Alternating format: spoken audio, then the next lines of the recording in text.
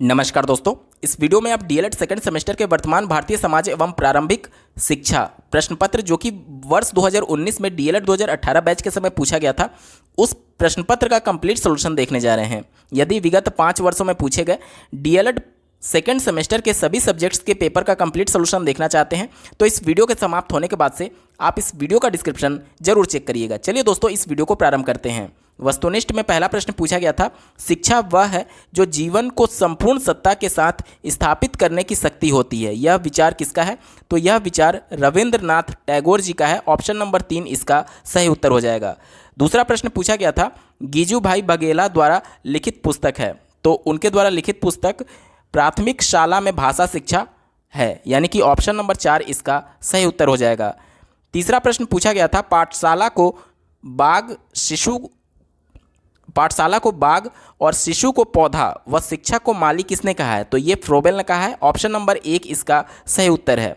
बात करेंगे प्रश्न संख्या 4 की, शिक्षा का प्रमुख उद्देश्य है, तो शिक्षा का प्रमुख उद्देश्य होता है सर्वांगीण विकास, क्योंकि सर्वांगीण विकास में मानसिक विकास, शारीरिक विकास और सामाजिक विकास सभी इंक्लूडेड होते हैं। ठीक है, तो ऑप्शन नंबर 3 इसका सही उत्तर हो जाएगा।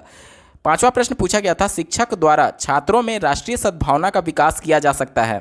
तो देखिए, जब शिक्षक स्वयं इन सभी चीज़ों पर अमल करेगा और वो अपने व्यक्तित्व में इसको धारण करेगा तो उसी को देख करके छात्र अनुसरण करेंगे। यानी कि कहीं ना कहीं शिक्षक जब स्वयं इसका अमल करेगा तब बच्चों में राष्ट्रीय सद्भावना का विकास किया जा सकता है, यानी ऑप्शन नंबर 3 इसका सही उत्तर हो जाएगा। बात करेंगे प्रश्न संख्या 6 की, मनुष्य की अंतर्निहित पूर्णता को अभिव्यक्त करना ही शिक्षा है। यह विचार किसका है? तो यह विचार स्वामी विवेकानंद जी का है। ऑप्शन नंबर 2 सही उत्तर है।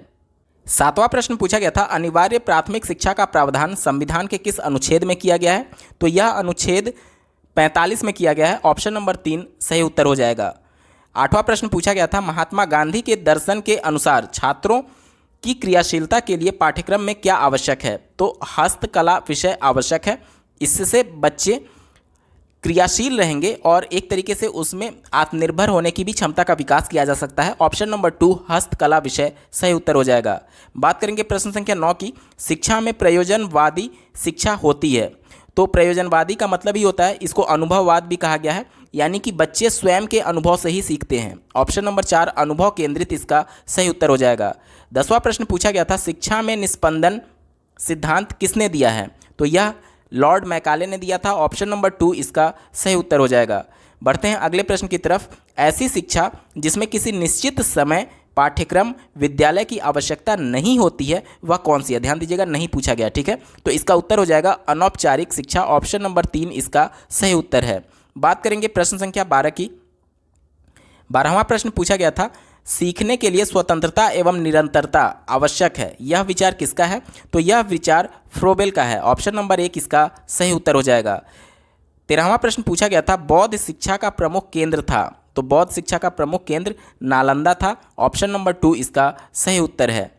बात करेंगे प्रश्न संख्या 14 की, सभी धर्मों के प्रति सहनशील अध्ययन को प्रोत्साहन करने का सुझाव किसने दिया है? तो ये कोठारी आयोग ने दिया है। ऑप्शन नंबर 3 इसका सही उत्तर है। बहुविकल्पीय में अंतिम प्रश्न पूछा गया था, जॉन ड्यूवी द्वारा लिखित पुस्तक है। तो इनके द्वारा लिखित बहुचर्चित पुस्तक का नाम डेमोक्रेसी एंड एजुकेशन है। ऑप्शन नंबर 4 इसका सही उत्तर हो जाएगा। दोस्तों, अब बात करेंगे अति लघुत्तरीय प्रश्नों की। 16वां प्रश्न पूछा गया था, बुनियादी शिक्षा का जनक किसे माना जाता है? तो ये महात्मा गांधी जी को माना जाता है। उत्तर हो जाएगा महात्मा गांधी। 17वां प्रश्न पूछा गया था, एनसीटीई से संबंधित उत्तर प्रदेश का कार्य कहाँ से होता है? तो एनसीटी यानी कि national council for teacher education, इसका जो मुख्य ऑफिस है वो नई दिल्ली में है और इसके 4 रीजनल ऑफिस हैं, जिसमें जो उत्तर प्रदेश का कार्य है वो जयपुर, जहाँ पर इसका रीजनल ऑफिस है वहाँ से संपादित होता है। तो उत्तर हो जाएगा आपका जयपुर। ठीक है, क्योंकि जयपुर से ही नॉर्थ में जितने भी राज्य पड़ेंगे उन सब का संचालन जयपुर से ही होता है। तो उत्तर प्रदेश भी उसी के अंतर्गत गाइडेंस का कार्य करता है। तो एनसीटी से संबंधित उत्तर प्रदेश का कार्य जयपुर से होता है। आपका उत्तर हो जाएगा जयपुर। अगला प्रश्न पूछा गया था, ग्राम शिक्षा समिति का अध्यक्ष होता है। तो ये ग्राम प्रधान होता है। 19वां प्रश्न पूछा गया था, बौद्धकालीन शिक्षा का प्रमुख उद्देश्य बताइए। तो बौद्धकालीन शिक्षा का प्रमुख उद्देश्य चरित्र निर्माण करना, ज्ञान का विकास करना, व्यक्तित्व का विकास करना, सर्वांगीण विकास करना, विभिन्न व्यवसायों की शिक्षा देना और बौद्ध धर्म की शिक्षा देना था। बात करेंगे प्रश्न संख्या 20 की, बुनियादी शिक्षा का क्या अर्थ है बताइए। तो जैसा कि हमने पहले ही देखा कि बुनियादी शिक्षा के जो जनक हैं वो महात्मा गांधी जी को माना जाता है। उनके अनुसार आत्मनिर्भर होने के लिए बच्चों को प्रारंभ से ही, यानी प्राथमिक और उच्च प्राथमिक स्तर से ही उनको आत्मनिर्भर बनाने के लिए हस्तकला विषय से परिचित कराना चाहिए, ताकि भविष्य में जाकर के अगर बच्चे कम पढ़े लिखे हैं तो भी आत्मनिर्भर बन सके। यही बुनियादी शिक्षा का अर्थ है। बात करेंगे प्रश्न संख्या 21 की, छात्र छात्राओं में मूल्यों के विकास हेतु कौन कौन से जनसंचार साधन हैं। जनसंचार का मतलब कि कम्युनिकेशन के कौन कौन से साधन हैं। तो रेडियो, टेलीविज़न, इंटरनेट और ये सभी माध्यम जो हैं वो जनसंचार के माध्यम हो सकते हैं बच्चों में मूल्यों के विकास के संदर्भ में। बात करेंगे प्रश्न संख्या 22 की, भूमंडलीय ताप वृद्धि किसे कहते हैं। भूमंडलीय का मतलब कि वातावरण में जो टेम्परेचर की लगातार वृद्धि हो रही है उससे संबंधित पूछा जा रहा है। जैसा कि आपको ज्ञात होगा कि जो ग्रीन हाउस गैसेज होती हैं उसके वजह से जो सूर्य की किरणें धरती पर आ रही हैं उसका कुछ पार्ट धरती पर ही रुक जाता है, जिसकी वजह से लगातार पृथ्वी गर्म होती चली जा रही है। इसी को भूमंडलीय ताप वृद्धि कहा जाता है। 23वां प्रश्न पूछा गया था कि 4 मानवीय मूल्यों का उल्लेख करिए। तो 4 मानवीय मूल्य में आप लिख सकते हैं, पहला परोपकार, दूसरा सत्य, तीसरा अहिंसा और चौथा दया। इसके अलावा कोई भी आप 4 मूल्य लिख सकते थे। बात करेंगे प्रश्न संख्या 24 की, जल संचयन का मूल सिद्धांत क्या है। तो जल संचयन का मूल सिद्धांत ये है कि जो भूमि के अंदर जल है उसको आपको बचा करके रखना है। बरसात के दिन में आप कुछ ऐसी व्यवस्थाएं कर सकते हैं ताकि जो पानी का लेवल है भूमि के अंदर वो बरकरार रहे। तो ये मूल सिद्धांत आप लिख सकते हैं। 25वां प्रश्न पूछा गया था, जल प्रदूषण को दूर करने के उपाय बताइए। तो जल प्रदूषण दूर करने के उपाय ये हो सकते हैं कि कल कारखानों से निकले हुए कचरे कभी भी नदियों नालों के माध्यम से समुद्र तक नहीं पहुंचना चाहिए। इसके अलावा आप ये भी लिख सकते हैं कि जो आजकल खेती में उर्वरक का प्रयोग किया जा रहा है वो भी वर्षा से बह करके नदियों में चली जाती है, जिससे जल प्रदूषित होता है। तो अत्यधिक उर्वरक का प्रयोग नहीं करना चाहिए, बल्कि जैविक उर्वरक का प्रयोग करना चाहिए, जो कि जल प्रदूषण के लिए उत्तरदायी नहीं होता है। ठीक है, तो ये कुछ प्रमुख कारण आप लिख सकते हैं। बस 1 अंक का ये प्रश्न है तो इतना काफ़ी होगा। 26वां प्रश्न पूछा गया था, वैदिक साहित्य में शिक्षा शब्द का प्रयोग किन अर्थों में किया गया। वैदिक साहित्य में शिक्षा शब्द का प्रयोग विद्या, ज्ञान, बोध और विनय के अर्थ के रूप में किया गया था। बात करेंगे प्रश्न संख्या 27 की, बालिका शिक्षा का आशय बताइए। तो बालिकाओं को दी जाने वाली शिक्षा ही बालिका शिक्षा कहलाती है। 28वां प्रश्न पूछा गया था, अनौपचारिक शिक्षा का उद्देश्य बताइए। अनौपचारिक शिक्षा का उद्देश्य ये होता है कि दूर दराज के इलाकों में जो शहरी जगहों पर औपचारिक तौर पर शिक्षा नहीं ले सकते हैं या फिर विद्यालय के माध्यम से शिक्षा नहीं ले सकते, उनको दूरस्थ शिक्षा के माध्यम से बिना विद्यालय, बिना समय, बिना नियम कानून के तहत उनको शिक्षा दिया जाना ही प्रमुख उद्देश्य है, ताकि सभी लोगों को शिक्षा के मुख्य धारा से जोड़ा जा सके। बात करेंगे प्रश्न संख्या 29 की, दूरस्थ शिक्षा का उद्देश्य बताइए। तो दूरस्थ शिक्षा का भी यही उद्देश्य है जो कि अनौपचारिक शिक्षा का उद्देश्य होता है, कि दूर दराज के इलाकों में जहाँ विश्वविद्यालय, स्कूल, कॉलेज नहीं है वहाँ के लोगों को भी शिक्षा के मुख्य धारा से जोड़ा जा सके। यहाँ पर एक तरीके से डिस्टेंस लर्निंग के माध्यम से उनको केवल मटेरियल प्रोवाइड करा करके बिना विद्यालय गए हुए ही उनको शिक्षा दी जाती है। बात करेंगे अति लघुत्तरीय प्रश्न के अंतिम प्रश्न की, शिक्षा और समाज का संबंध बताइए। शिक्षा और समाज का बहुत गहरा संबंध होता है, क्योंकि समाज में जो कुछ भी समस्याएं हैं वो एक तरीके से विद्यालय में दी जाने वाली शिक्षा में परिलक्षित होती है, या फिर यूँ कहा जा सकता है कि समाज की जो भी कुरीतियाँ हैं वो विद्यालय में दी जाने वाली शिक्षा के माध्यम से लोगों को अवेयर करके उस कुरीतियों को दूर किया जा सकता है। तो इस प्रकार से शिक्षा और समाज एक दूसरे से बहुत ही ज़्यादा अंतर संबंधित होते हैं। दोस्तों, अब हम लोग आ चुके हैं लघुत्तरीय प्रश्नों पर। 31वां प्रश्न पूछा गया था, वैदिक कालीन शिक्षा की विशेषता बताइए। वैदिक कालीन शिक्षा की विशेषताएं में आप लिख सकते हैं, यहाँ की जो शिक्षा प्रणाली थी, वैदिक काल में छात्र माता पिता से अलग गुरु के घर अर्थात गुरुकुल में रह करके शिक्षा प्राप्त करते थे। यहाँ पर जो गुरु थे वो मौखिक प्रवचन द्वारा शिक्षा प्रदान करते थे और छात्र सुनने के पश्चात मनन और चिंतन करते थे। इसके अलावा शिक्षण संस्थाओं के बारे में आप लिख सकते हैं कि शिक्षण प्रदान करने का कार्य गुरुकुल या ऋषि आश्रम में किया जाता था।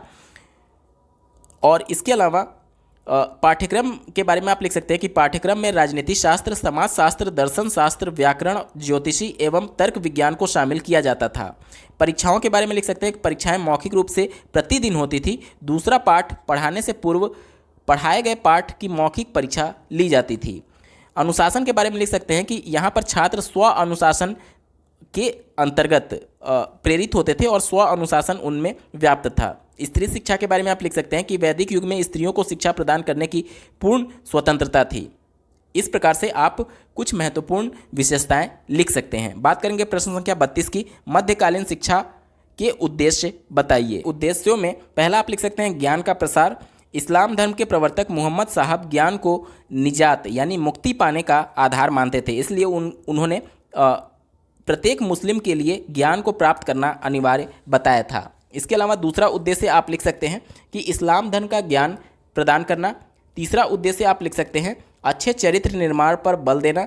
चौथा लिख सकते हैं मुस्लिम शासकों के प्रति वफादारी। पांचवा लिख सकते हैं सांसारिक विलासिता की प्राप्ति। और छठा लिख सकते हैं इस्लाम धर्म की श्रेष्ठता सिद्ध करना। तो ये कुछ प्रमुख उद्देश्य थे मध्यकालीन शिक्षा के। 33वां प्रश्न पूछा गया था, वर्तमान में शिक्षा के उद्देश्यों को प्रभावित करने वाले प्रमुख कारकों को बताइए। वर्तमान में शिक्षा के उद्देश्यों को प्रभावित करने वाले कई कारण हो सकते हैं, जैसे कि शिक्षा का सार्वभौमिकरण, मतलब कि सरकार ये लगातार प्रयास कर रही है कि शिक्षा का सार्वभौमिकरण किया जा सके ताकि समाज के अंतिम व्यक्ति तक शिक्षा को सुलभ बनाया जा सके। इसके अलावा दूसरा आप लोग लिख सकते हैं लेकिन इसमें समस्याएं काफ़ी हैं, क्योंकि दूर दराज के इलाकों में जो अभिभावक हैं उनका 2 जून का रोटी इकट्ठा करना ही बहुत मुश्किल होता है। इस वजह से वो उतने जागरूक नहीं होते हैं और ये वर्तमान शिक्षा के उद्देश्यों को प्राप्ति में एक तरीके से बाधा साबित होते हैं। दूसरा आप लोग लिख सकते हैं शैक्षिक अवसरों की समानता।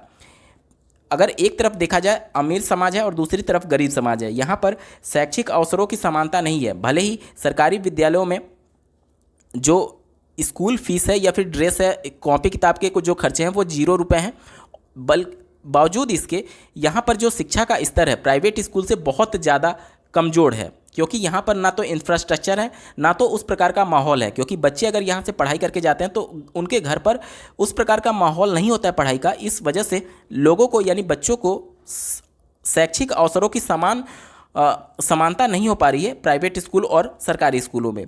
तीसरा आप लिख सकते हैं कि शिक्षा का व्यवसायीकरण। आज प्रत्येक जगह आप देखेंगे शिक्षा को बिजनेस के तौर पर देखा जा रहा है, तो ये एक महत्वपूर्ण प्रभावित करने वाला कारक है शिक्षा के उद्देश्यों को। तीसरा आप लिख सकते हैं कि बाल श्रम, क्योंकि बहुत से ऐसे बच्चे होते हैं जो कि बचपन में ही श्रम करने के लिए मजबूर होते हैं रोजी रोटी के लिए, तो ये भी एक प्रमुख कारक है। और अगला आप लिख सकते हैं जनसंख्या शिक्षा, जातिवाद और अलगाववाद, सांप्रदायिकता, ये सभी महत्वपूर्ण कारक हैं जो कि शिक्षा के उद्देश्यों को प्रभावित करते हैं। बात करेंगे प्रश्न संख्या 34 की, महात्मा गांधी की शैक्षिक विचारधारा को स्पष्ट कीजिए। महात्मा गांधी जी मानते थे कि अगर मनुष्य पढ़ लिख करके अनैतिक व्यवहार करता है तो वह व्यक्ति शिक्षित नहीं माना जा सकता, चाहे वह कितनी भी बड़ी डिग्री क्यों ना ले लिया हो। शिक्षा के संदर्भ में उन्होंने ये परिभाषा दिया था कि शिक्षा से मेरा अभिप्राय बालक तथा प्रौढ़ के शरीर, मन और आत्मा में अंतर्निहित सर्वोत्तम शक्तियों के सर्वांगीण प्रकटीकरण से है। शिक्षा के उद्देश्य के बारे में उन्होंने बताया था कि जीवों को पार्जन का उद्देश्य, मतलब कि वो लगातार इस पर जोर देते थे कि बच्चों को सिर्फ शिक्षा से ना जोड़ करके उनको एक तरीके से कुटीर उद्योग से भी जोड़ा जाए, ताकि बच्चे अगर पढ़ लिख करके कोई रोजगार नहीं पा पाते हैं तो कम से कम वो अपने पैर पर खड़े होने के लिए वो सभी न्यूनतम एक तरीके से उनके अंदर योग्यता हो ताकि वो कमा खा सकें। इसके अलावा सांस्कृतिक उद्देश्य भी उनके द्वारा बताए गए थे कि भारतीय संस्कृति उनके व्यक्तित्व में परिष्कृत होनी चाहिए। इसके अलावा चरित्र निर्माण पर भी वो लगातार जोर देते थे। व्यक्तित्व का सामंजस्यपूर्ण विकास पर भी उनका काफ़ी जोर था। इसके अलावा मुक्ति का उद्देश्य वो शिक्षा को मानते थे और शिक्षा के सर्वोच्च उद्देश्य के बारे में उन्होंने कहा था कि अंतिम वास्तविकता का अनुभव और ईश्वर की आत्मानुभूति का ज्ञान कराना ही शिक्षा का प्रमुख उद्देश्यों में से एक होना चाहिए। तो इस प्रकार से उनके द्वारा शैक्षिक विचारधारा को प्रकट किया गया था। 35वां प्रश्न पूछा गया था, शिक्षा समाज का दर्पण है, स्पष्ट कीजिए। देखिए, समाज में जो कुछ भी घटित हो रहे हैं, बच्चे जब अपने परिवार से या फिर आस पड़ोस से जो कुछ भी सीखते हैं वो विद्यालय में जाकर के उसी तरीके से उनके व्यक्तित्व में भी वो सभी चीज़ें परिलक्षित होती हैं। यानी कहीं ना कहीं समाज में जो चीज़ें घटित हो रही हैं वो आपके विद्यालय पर भी उसका प्रभाव दिख रहा है, क्योंकि बच्चे ही जाकर के वहाँ पढ़ेंगे और वो उसी प्रकार से वो अनुक्रिया करते हैं। तो इससे ये सिद्ध होता है कि जो समाज है उसका दर्पण शिक्षा को माना जा सकता है। बात करेंगे प्रश्न संख्या 36 की, मारिया मॉन्टेसरी के शिक्षा पद्धति का उल्लेख करिए। मारिया मॉन्टेसरी की शिक्षण पद्धति को 3 भागों में विभाजित किया गया। पहला, कर्मेंद्रियों की शिक्षा यानी मोटर एजुकेशन, यानी बालकों को उनकी मांसपेशियों और उसकी कर्मेंद्रियों को मजबूत करने के लिए अवसर प्रदान किया जाता है। ठीक है, इसमें उनको खेलकूद के माध्यम से और अन्य कार्य दिए जाते हैं ताकि उनकी मांसपेशियाँ मजबूत हो और कर्मेंद्रियों पर वो एक तरीके से जीत प्राप्त कर सके। दूसरा इसका भाग आप लिख सकते हैं कि ज्ञानेंद्रियों की शिक्षा यानी एजुकेशन ऑफ सेंस। इसमें कुल 6 प्रकार के सेंस उनके द्वारा बताए गए हैं, जैसे कि sight sense, smell sense, sense of taste, touch sense, hearing taste sense. तो ये सभी सेंस उनके द्वारा बताए गए हैं। और तीसरा इसमें चरण उनके द्वारा बताया गया था भाषा और गणित की शिक्षा के संदर्भ में। तो ये कुछ महत्वपूर्ण शिक्षण पद्धति के बारे में आप लिख सकते हैं। 37वां प्रश्न पूछा गया था, वुड डिस्पैच की प्रमुख विशेषताएं बताइए। वुड डिस्पैच को वुड का घोषणा पत्र भी कहा जाता है। इसकी प्रमुख विशेषताओं में आप लिख सकते हैं कि वुड के घोषणा पत्र में निस्पंदन सिद्धांत को समाप्त कर दिया गया था। दूसरा आप लिख सकते हैं कि समाज के सभी वर्गों के लिए शिक्षा की व्यवस्था की गई थी। तीसरा आप लिख सकते हैं शिक्षा को बढ़ावा देने के लिए जन शिक्षा विभाग की स्थापना की गई। चौथा लिख सकते हैं संपूर्ण देश में क्रमबद्ध विद्यालयों जैसे कि प्राथमिक, middle school, high school, college और विश्वविद्यालयों की स्थापना की गई। पांचवा लिख सकते हैं ज्ञान विज्ञान की शिक्षा को बढ़ावा दिया गया। अगला लिख सकते हैं कमजोर और निर्धन छात्रों को छात्रवृत्ति दिया गया। इसके अलावा मुस्लिम शिक्षा को भी प्रोत्साहन दिया गया। ये कुछ महत्वपूर्ण आप विशेषता लिख सकते हैं। बात करेंगे प्रश्न संख्या 38 की, सामाजिक परिवर्तन में शिक्षक एवं विद्यालय की भूमिका बताइए। तो सामाजिक परिवर्तन कहने का मतलब कि समाज में जो कुरीतियाँ व्याप्त हैं उसमें परिवर्तन लाने के लिए निश्चित तौर पर शिक्षक और विद्यालय बहुत अपनी महत्वपूर्ण भूमिका निभाते हैं, क्योंकि बालक जो जागरूक होकर के विद्यालय से निकल रहे हैं वो समाज का ही एक हिस्सा है। और जब वो जागरूक होंगे तो समाज में व्याप्त कुरीतियों के प्रति वह अपनी प्रतिक्रिया व्यक्त करेंगे और उन कुरीतियों को बदलने में अपनी महत्वपूर्ण भूमिका निभा सकते हैं। तो इस प्रकार से आप इसका उत्तर कुछ लिख सकते हैं। 39वां प्रश्न पूछा गया था, आदर्शवाद के अनुसार शिक्षा का अर्थ स्पष्ट कीजिए। आदर्शवाद के अनुसार शिक्षा से आशय उस ज्ञान, अनुभव एवं सद्गुण प्राप्त करने की प्रक्रिया से है जिससे मानव अपने व्यक्तित्व की उन्नति करते हुए ईश्वर की प्राप्ति करने में समर्थ होता है। आदर्शवाद के द्वारा शिक्षा के उद्देश्य के बारे में ये बताया गया है कि मनुष्य को मनुष्य बनाना। दूसरा इनके द्वारा उद्देश्य बताया गया है आत्मानुभूति का उद्देश्य। तीसरा बताया गया है आध्यात्मिक विकास करना।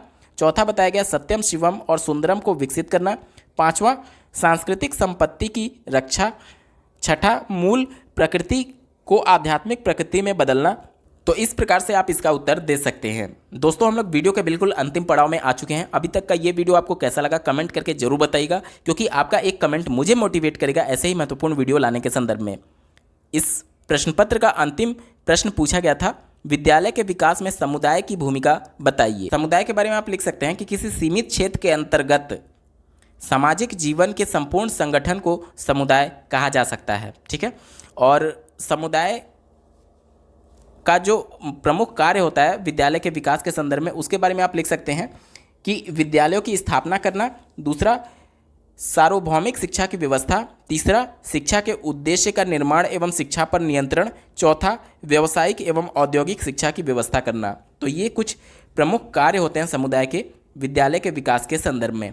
दोस्तों, यहाँ पर पूरा पेपर सॉल्व हो चुका है। आपको ये वीडियो कैसा लगा कमेंट करके जरूर बताइएगा। और साथ ही सेकेंड सेमेस्टर के विगत 5 वर्षों में पूछे गए सभी सब्जेक्ट्स के प्रश्न पत्रों का कंप्लीट सॉल्यूशन देखने के लिए इस वीडियो का डिस्क्रिप्शन जरूर चेक करिएगा। इस वीडियो को देखने के लिए आपका बहुत बहुत धन्यवाद। भगवान करे आपका दिन शुभ हो।